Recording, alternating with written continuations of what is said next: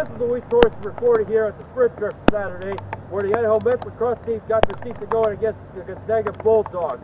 It was certainly wet, snowy, and very rowdy from start to finish. Both teams had a hard-fought physical matchup, and after all 4 quarters were wrapped up, Gonzaga had the outer edge, defeating Idaho 12-7.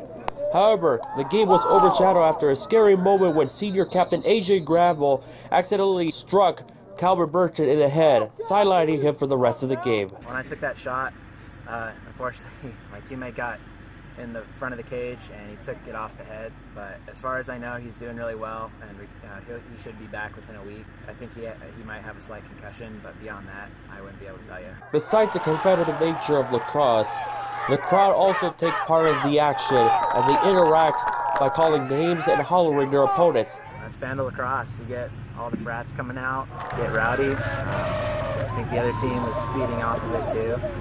It's great to have them out here, great to have the support. It's loud, it's obnoxious, and we love it. In spite of the loss, Idaho will look to redeem themselves Saturday at Washington State when they face the Cougars in Pullman.